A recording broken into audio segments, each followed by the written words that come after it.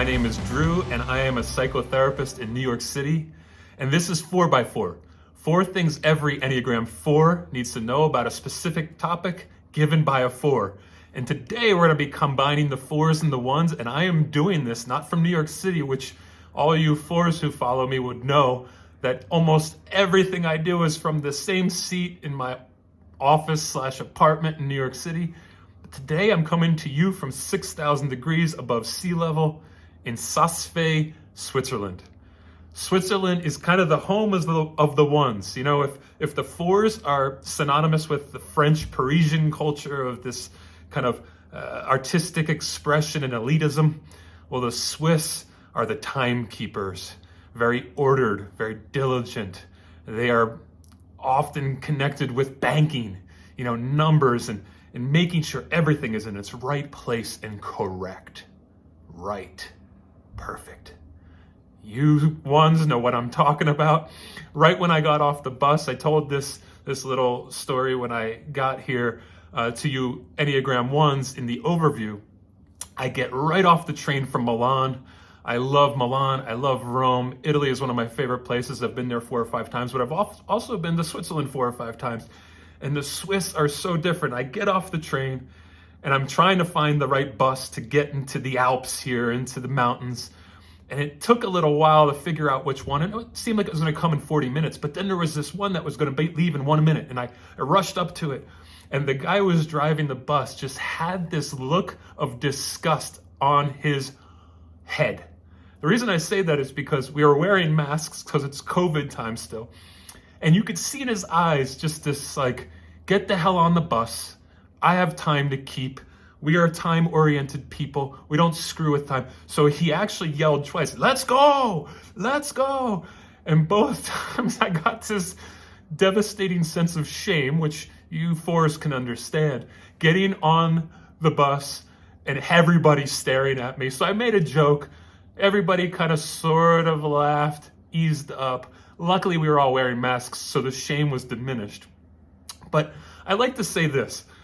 Switzerland is one of the most beautiful places in the world, and it'd be really great if it was filled with Italians and not the Swiss. Now, that's a total joke. I love the Swiss. I have a lot of friends here that are great friends of mine, and I make that joke and they don't laugh and they just keep their straight stoic face. But there is something about the rigidity here, the anality. There's not much dirt, or garbage around. You know, they have a place for everything and everything in its place. And there's something beautiful about that. I actually relate to that, and I think you 4s will, in that there is something very constrained in us too. So what I want to do today is marry these two. Like, let's see what the commonalities are, and specifically how we deal with the internal monologue. All right, so we have a polarity recognition, 4s and 1s. The low side of 1 is 4. So when they're in stress and they're in anxiety-prone moments, they look a little like a 4. And when we are in actual health, we look a little like a 1. But both of us need to find the ways in which the 1 can look like a healthy 4 and the 4 can look like a healthy 1. And to do that, we team up and we can have these opposite tendencies meet, because we're kind of opposites in ways, and have a communal recognition and respect for each other, a partnership. We both can be prone to being a lame dog, lame dogged. And we could be both be prone to being high on our horse. So everything and nothing. Everything and nothing. We are God's gift to the earth, and we are shit. As Bruce Springsteen says, and you 4s know I like to quote this, I was told that I was not worth dirt, and I was told that I was the second coming of Jesus, and I believe them both. And that's the fuel that stirs my fire towards excellence. That's Bruce Springsteen's words about how he produces so much work. That there's part of him that feels like crap and thinks that people think he's crap. And there's part of him that thinks he's the next coming of Jesus and he's God's gift to people. And they intertwine, and I think the 1s and 4s have a little bit of that relationship. We have this self-destructive impulse towards kind of a primitive assault and badgering on our spirit. We call it this internal critic, right? We're going to go into that, but we also have this internal adulator, this internal part that actually builds us up. And so for you ones, it's more about like, I've done it right. I've been correct. I know the right way to go. I feel good about myself. I'm on top. And for us fours, there's a bit more of that. I know the right art, the right music, the right way to dress, the right way to move, the right way to interact with the creative world. And that makes us feel really good. It makes us feel on top. So we're often selective about even how we're being perfectionists. You know, you ones are the perfectionists, us fours are the individualists. But we both kind of selectively find our ways to really feel good about ourselves. But that governor, the extreme governor that works inside and says, you're not doing this right, you're not doing that right, this could be better, that can be better, are very loud. And they were there to keep us safe at some point. I'm going to go into that a little later, but they are not rational. I said this in the subtypes for the ones, is that it is a sub-rational experience that we have with this voice. My therapist once said that I don't have a sane view on myself. My view of self is all fucked up, is what he said. That there's this part of me that's not rational, that's not logical about my gifts, my strengths, my tendencies. And so that pressure I put on myself makes it so I have unrealistic expectations, unrealistic ideas of what the future might look like if I follow these paths. And it can lead towards actually paralysis or not living in my purpose. And I find that ones also cannot live in their purpose because they're so intent on being right and being good that they miss being creative and open. But we are both deeply complex emotionally, right? We both have these unconscious motivations that are pushing us to live in the world with a unique kind of system that operates. For you ones, it's I am good when I am honest, fair, responsible, when I hold myself accountable, when I am wise and disciplined. And for us fours, it's I am good when I am being original and sensitive, cultured, creative, unique. But neither of us wants to be mediocre. We want to be unique force and shine, sparkle. And you ones want to be good and right. Find the very restricted ways to get it right. Now, I like to think of fours like Han Solo, you know, the independent,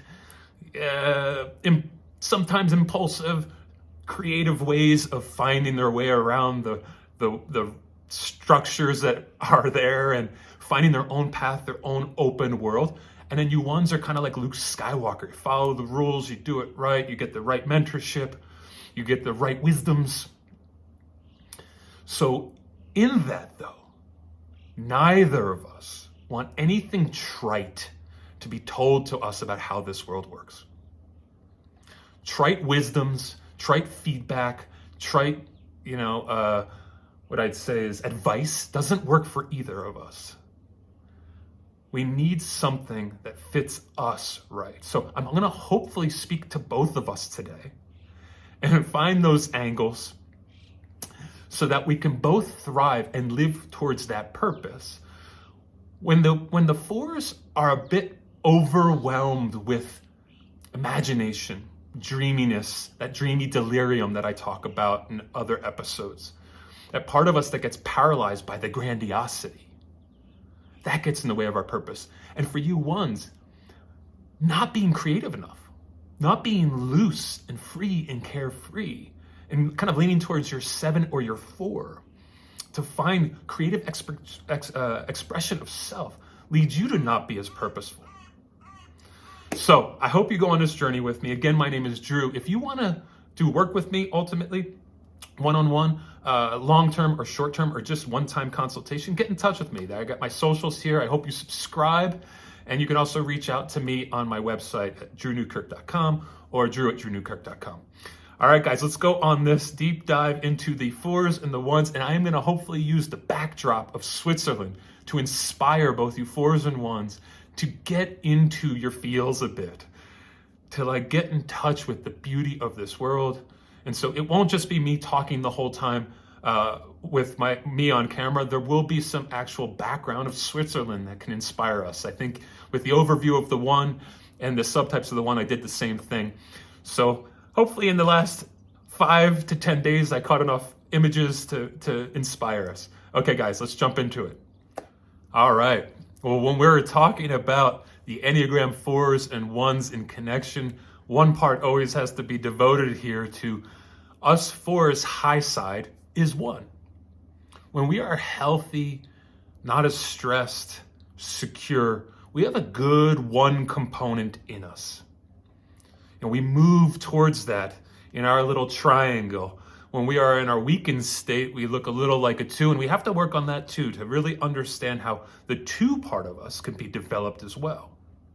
So when we're looking at the 1s, this true consolation, this true part of us that can be more refined, actually, fixed a bit, perfected or whole in the sense of being more complete, we have to understand how the 1 operates. So I'm challenging you 4s to go watch my overview on the 1s and even the subtypes. I think it will give you a good grounding perspective on what the 1s struggle with and what actually they are strengths that they have.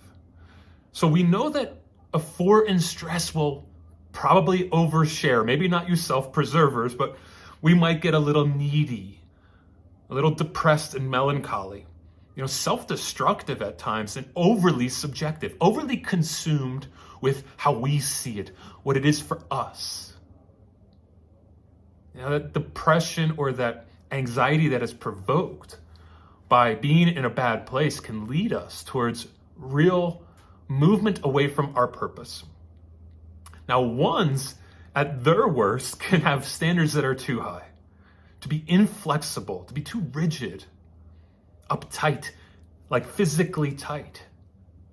That perfectionism moves towards actually getting in the way of what they could be as a reformer or a refiner or a healthy fixer.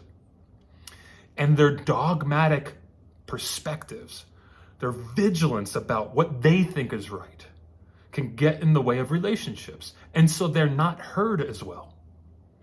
They can be critical and their anger turns resentful, or their anger, if they're a self-preserver, for example, turns inward and they defeat themselves with this internal critic, as we've been talking about. So that impatience with self or with others really gets in the way. They will value their values more importantly than emotions. And there's a diligence towards those values, towards getting it right, being good. Now, they'll shelve the emotion a bit. And for them, they need to learn how to lean into their 4, where they can integrate emotion well and use emotion as a tool. That reason is great, but the inspiration of emotion and the intelligence of emotion, that emotion informs and downloads a lot of information for you, is something that they can gravitate towards. But reason and emotion combined is what is our goal as 4s.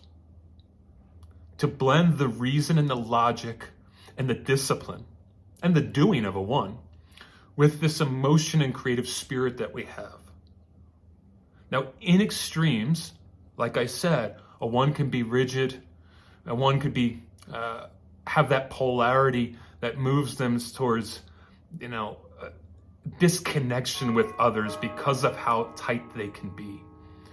But when they're in a good place, we can learn from them. And this is what we can learn. We can learn how to be a bit more balanced.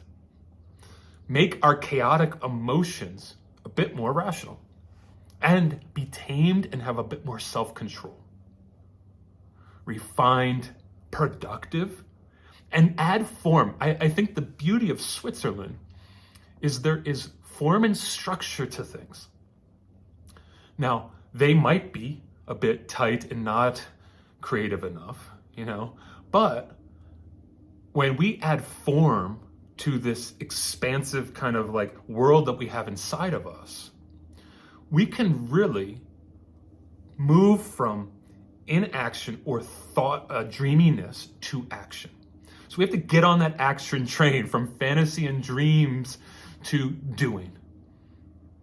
Goethe says, do not hurry and do not rest.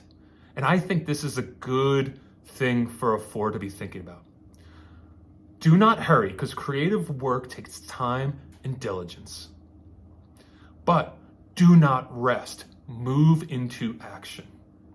Organize and find some principles to structure what's going on inside of us. And then be thorough with it and use implementation as a tool to get things done. The Swiss, for example, are great at implementing structure to business, to even their system of transportation. Things are rarely not on time here. The times that they're not on time is when they're coming from Italy. Now, I love Italy, but things can get backed up in Italy and things cannot leave on time in Italy. Why they have this creative spirit, they sometimes don't have the implementation or structure to get things done. So there is a part of the Swiss, that idea of everything in its place and a place for everything, that can help us organize the experience inside, the emotions that are running wild inside for 4s, and then put action to this experience inside. So I just want to root us in that. Root us in some of the ways the 1 does life. And again, I challenge you to go watch that episode, because I think it will just provide you an appreciation, and even an appreciation for how the 1s struggle, because the 1s can look to us to loosen up, just like they can look to the 7s to loosen up. Their high side is 7. Their low side is actually 4. So they can look to us to learn how to work through their stress and anxiety by understanding how the pitfalls that will befall them if they lean too much towards their 4 in stress. But ultimately, us 4s can just lean into the clarity in which a 1 lives life with. That I am right. Now, often they really trust themselves to know what is right. The part that has wisdom for them is able to wait or trust or have the guts to not go after things that aren't true to them. And this is why they can often be good teachers, pastors, priests, even accountants and organizers, is that there is some clarity there, some sobriety there about what is next to do. And that they know that there are these proper steps and systems to follow. So what a cool thing for us to grab a hold of. And instead of judging the 1s for being boring or rigid or dogmatic, really appreciating this systematic way they go through life, this structure they have, a clarity they have, and a sobriety they have, that can really help a 4 come into contact with that in themselves, and therefore be more productive and more action-oriented. Cool? All right, let's move on, guys. I want to use the Swiss Alps again as just a backdrop, a beautiful backdrop to remind us about how beautiful this world is, about how mysterious it is, about how awe-inspiring it is. And so are we. We really are. And the internal voice, the internal critic that both the 4s and 1s share is relentless and harsh and punitive. And we have to find the grace for ourselves. That voice is loud. And there is a voice for both of us. But we have to get past our self-involvement. Got to get past the part of us that thinks God or the universe or even people give a shit that much that we have to be so harsh on ourselves. I used the number 7 in the Enneagram 1 overview, and I had 7 parts because 7 is this beautiful number in religion and spirituality, a perfect number, a number that signifies wisdom and self-awareness, intuition, spiritual maturity, something complete and whole, not perfect in the sense of perfectionism, but perfect in sense of its completeness. The Jewish Hebrew culture talked about it being fullness. And we see in the 7th day, in the old scriptures, in the beginning, in Genesis, that the 7th day was made for rest. And we have to be at rest a bit. That voice keeps us awake and moving. It's always keeping us agitated. It dislocates us from the truth of our beautiful contours and shape. Just like these mountains, they have beautiful contours and shapes. And we are working against ourselves when we listen to this voice who tries to wash that out. When we start living with the shoulds, the desire to improve anything, you ones, and the desire to be so original that we stand above all, you 4s. The ones want to change the world with their rightness, with their ability to see a problem and fix it. And that is, yes, useful. And us 4s, we want to show the beauty of what's out there. Even right now, as a 4, I'm trying to do that by using this backdrop of Switzerland. But we have to know our limits and be okay with those limits. And the voice tells us there is no limits. You must keep on pushing forward. That is an ugly suffering, a cruel punishment. It is gnarly, and it makes us liable for something we probably did not do. We are not irrevocably wrong. Our attention naturally focuses on mistakes. And if we don't go fix them, we're frustrated. In different ways, we both do that. But we are usually focused on extremes. My therapist always says, dude, you already are at the tip of the spear. You're already at the tip of the spear of working on yourself. You're already at the tip of the spear of being unique. And that goes for you ones, right? You've worked on yourself so hard. You're already at the tip of the spear. And you 4s, you already are unique and original. You're likely both a freak about correcting yourself, self-improvement, being more unique, being more right. You're working on things you already have, and you need to realize you have them. It's an unnecessary burden to be putting on ourselves.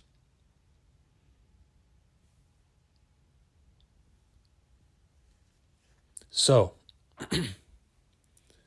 we have to have some authorial priority to be the author of our own story, to disengage from the squirrely and sneaky voice, that voice that we are otherwise prone to,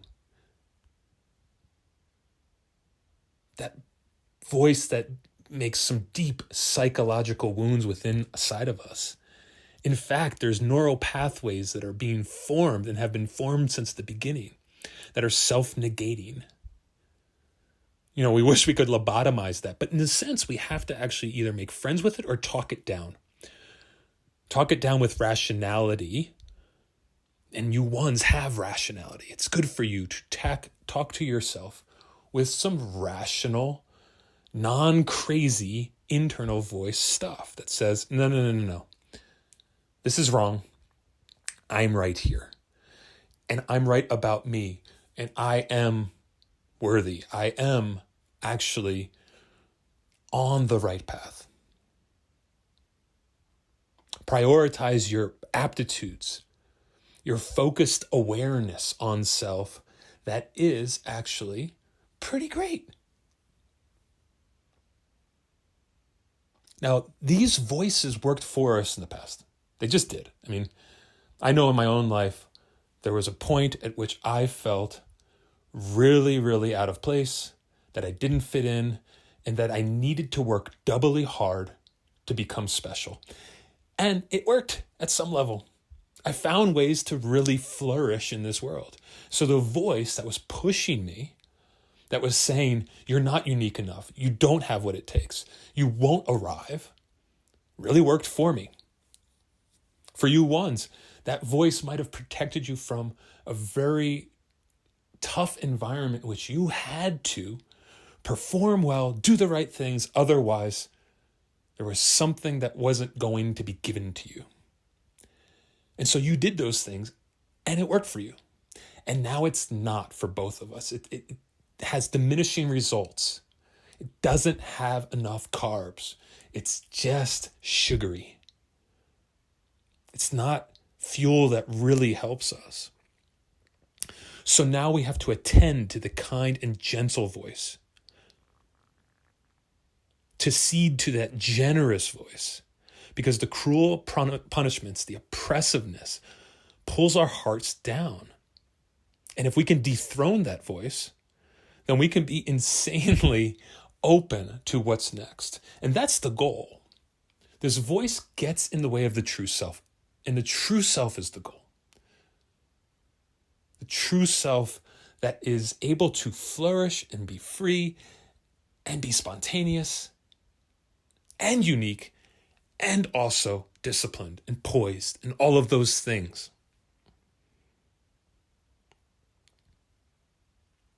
Let's slow ourselves down here. Ones, I know you want to be right. Fours, I know you want to put off that image or appearance that is ideal. But there's some pathological ghouls that are following us here. And we have to turn around and either make friends with them or put them in their place. And the sweet reward will be an ease and a softness in which we go about with life. A kindness to self, an ability to forgive ourselves. And that is the goal. That is the goal. I don't know if you guys have vivid dreams, but I tend to at times. And this morning I woke up from one. And the experience I had when I woke up was deep anger and deep shame. But I think the anger was really hiding the shame, hiding the sadness. And the dream was about marginalization. Now, I've had a recurring dream that haunted me from my 20s into my 30s. And I worked on it very hard in therapy. And it was a dream about always being on the outside of a specific group. It was a specific group that I wanted to be in my late teens, early 20s. And so that's a time when, we're really trying to find our place, find our worth. And so the dream stayed with me. It didn't leave. And it would be louder at times. And I remember working on it in therapy, and my therapist said, you have to wake up and thank the dream. Thank the dream for the marginalization it makes you think about, for the outsiderness it makes you experience.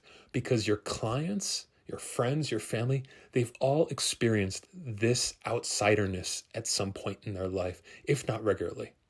And so you can connect with them and be one with them and be able to speak their same language if you actually hold on to it. So this morning I wake up and it was heavy.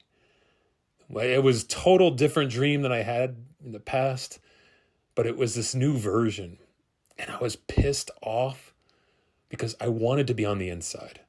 I wanted to be accepted. I wanted to be one of the top dogs. And I wasn't in this dream. And so, of course, the anger was hitting me first, but shame, when I actually look at it, was the loudest.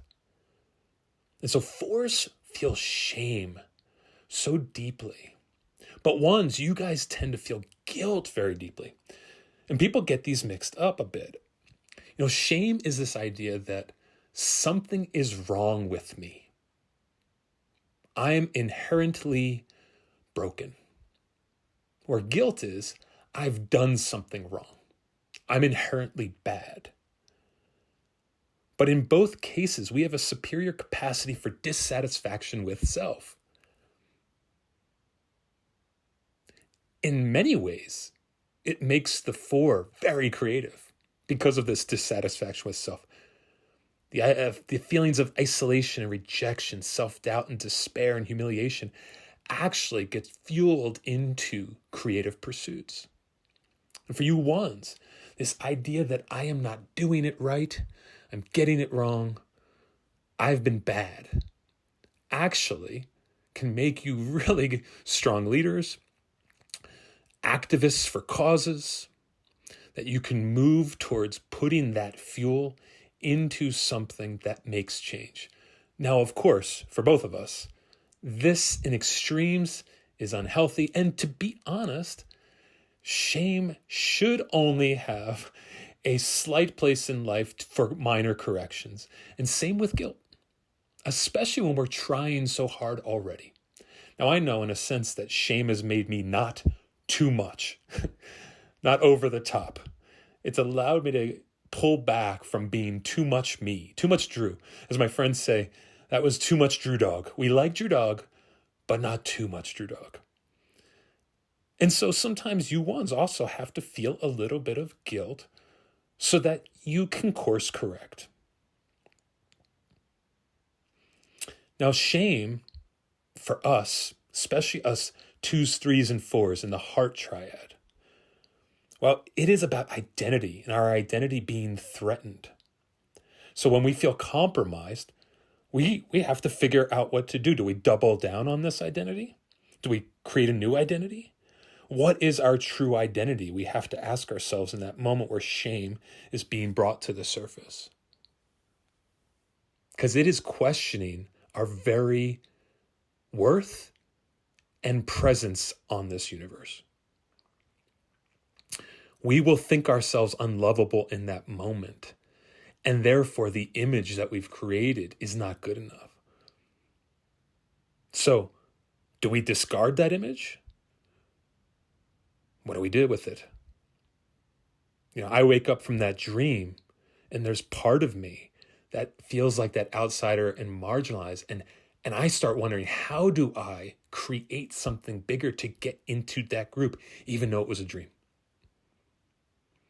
When you ones say, I've done something wrong, well, you're going to lean towards that perfectionism. How can I create this more perfect human? How can I reform myself? How can I fix myself to create safety and security over the threats of the world? Because there is a standard to keep, and I must keep it so that I can maintain my worth. Be seen as good enough for this world. Now, what that does for both of us is it often, in extremes, gets in the way of us being a bit more unbridled, curious, creative, and even dangerous. And I mean dangerous in a good way, like dangerous to affect this place. You ones say, if I can correct the errors, I won't be punished, but that isn't free living. It's just fear of blame and criticism. So both of us must learn to stop and evaluate what kind of experience of shame or guilt am I in right now? How can I slow down and be still? Activate the spiritual discipline of objective awareness of self. Just being in that place where we say, what is going on here for you? Who are you really? And who could you be? Not who must you be. Who could you be if you're kind to yourself and gentle with yourself in this moment? How can you be more purposeful?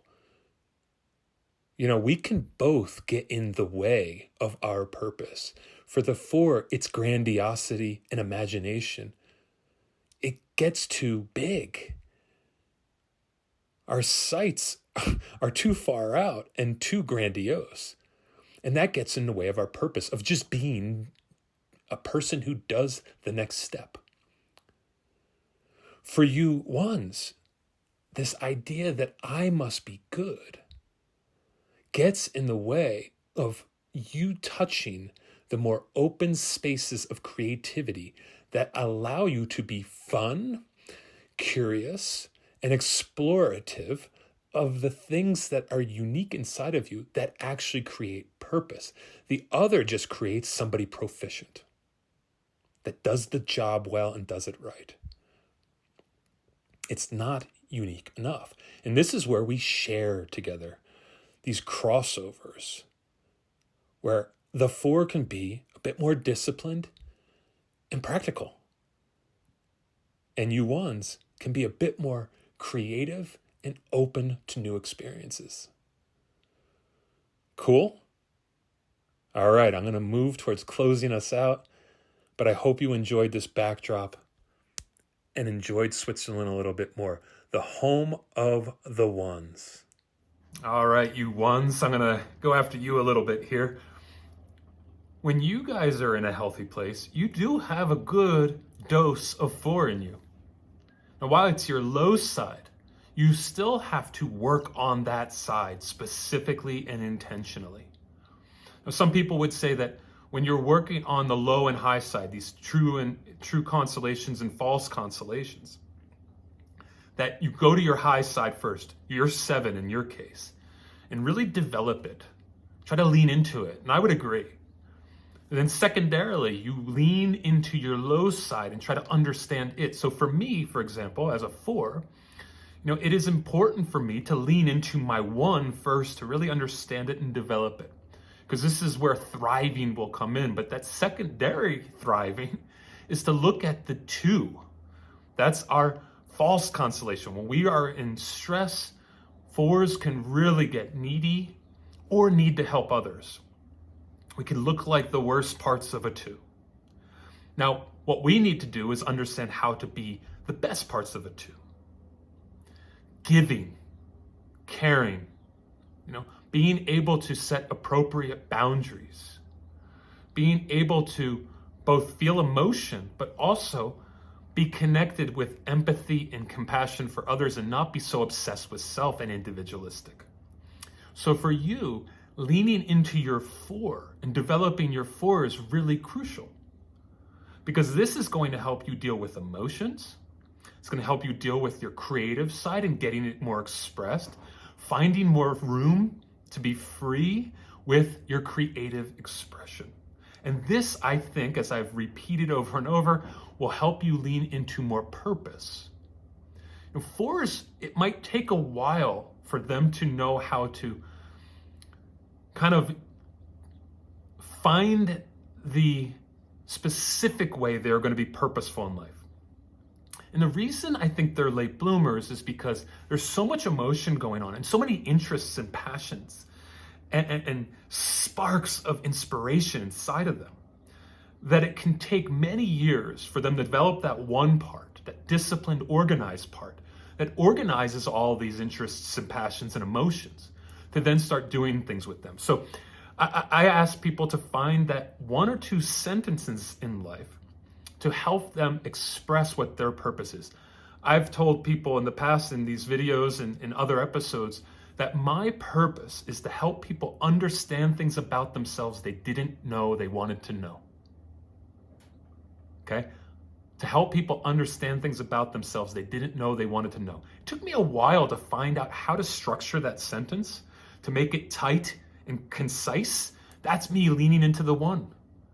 To really define it and find clarity and fine-tune the piece. And it doesn't require me to be a therapist. I could be a teacher, a writer, a speaker. But if I am helping people find out things about themselves they didn't know they wanted to know, then I'm taking that creative ability to communicate and to connect, and also then marrying it with this structure, that 1 part.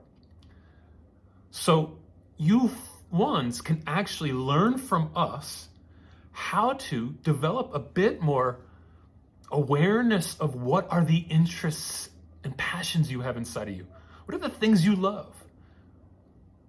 Not just to be good and right, but then to also be really interested in things and help that develop who you are. Now, I have 4 things that I like to consider the stool of a chair, or the chair, the legs of a chair. If we have 4 legs on a chair that I'm sitting on right now, I say take your 4 things you're most passionate about. And sometimes this is hard for one. So like, what am I really into? And for me, it's music, entertainment, psychology, and hosting. So even now, I'm hosting you in this place. This place was gifted to me for 10 days by a friend to just come, to read, to write, to sit by the fire, to work, but also just to relax. And it's a great home with a great view. My friend just has hosted in such a great way. And she's not been here. She's just allowed me to have the place, but the preparation that went into it was important to her. And it's important to me. I love hosting. I love bringing you even into this space, these mountains in the background. I'm concentrated on the feelings it will arise in you. And music and entertainment. Now, I don't get to use music all the time in these episodes, but it's always playing in my head as I'm preparing, thinking about how to structure. I'm listening to music.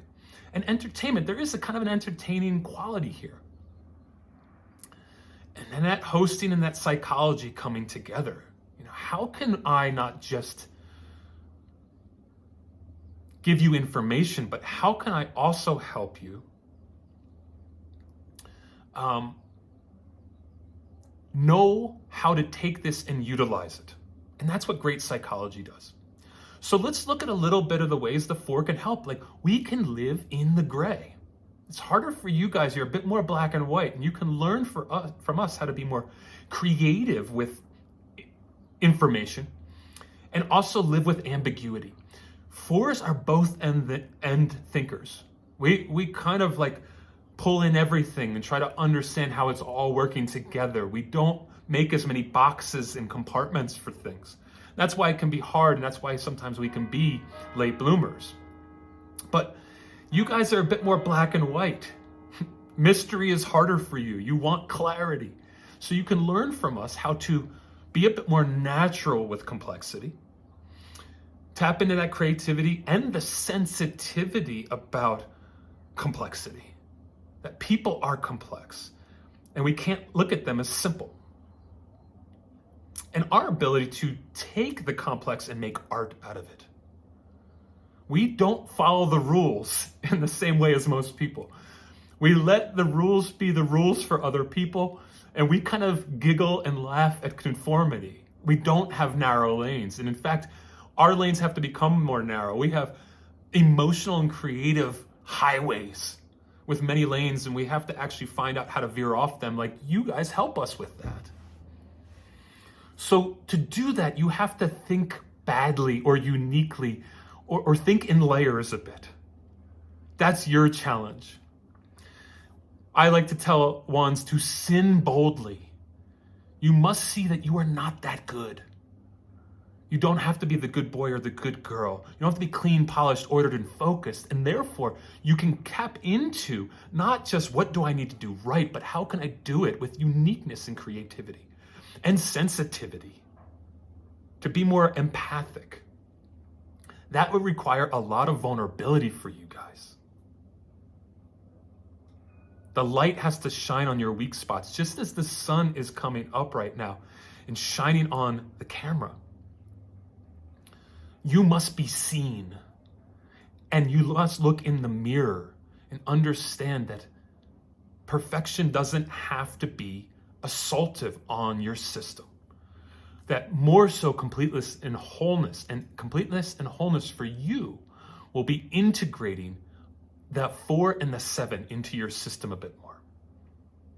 To understand emotions and nurture them and have them supported by others and by the cool, kind part inside of you. Because us 4s can express feelings, express emotions pretty well. We are part of the emotional realness harmonic triad with the 8s and the 6s. We want some realness. We want to take care of things emotionally that are inside of us and the turmoil. And you guys will kind of avoid those and tamp them down, regulate them, and dismiss them. So you have less access to them. The gut people in general, even though the eights are about emotional realness, they have less access to emotion. Nines and eights don't have the same access as us twos, threes, and fours. Now, you guys are specifically more restrained. The eights are a bit more out there with their emotion, and the nines are confused about emotion. They underdo emotion. You know, they have limited access. You guys are kind of in turmoil with your emotion. But to move from just solid and reliable and useful to dynamic, you have to get in touch and not deny these emotions and see them as negative. Acknowledge and give them some voice and some energy. So that is my challenge to you, to not control so much the emotion, not be so restrained and restricted, and try to lean into this four part of you that is more comfortable with emotion, identifies them, calls them out, and then also, what am I interested in? Because the emotion will be the information that tells you what to lean into. I like this, I like that, and that will help develop purpose. All right, guys? All right, I'm loving the sun on my back right now. I hope that you're enjoying just a little bit different perspective, you fours that have seen me in my apartment only. And let's close this out. You know, in conclusion, I hope that we can marry these two together, that they can be uniform and work in combination, these polarities of the 1 and the 4. All right, folks, thank you for joining me in the Alps, 6,000 feet above sea level. Hopefully today or tomorrow, I'm going to get 13,000 feet above sea level and jump up into the high parts of the Alps and just experiencing the beauty that's out there. That is an inspiration. So I hope this was inspirational to you, that you got to just experience Switzerland a bit and let it work on your creative juices, both you ones and you fours. Again, if you can subscribe, that'd be cool. I'm going to keep on pumping out content and at some point do all the numbers, but try to put some creative work out there that will inspire you. As I always say at the end of all of these, everything is yet to be done. Everything, by the words of Rainer Marie Rilke. I hope you have a good day. Thanks for joining me, guys.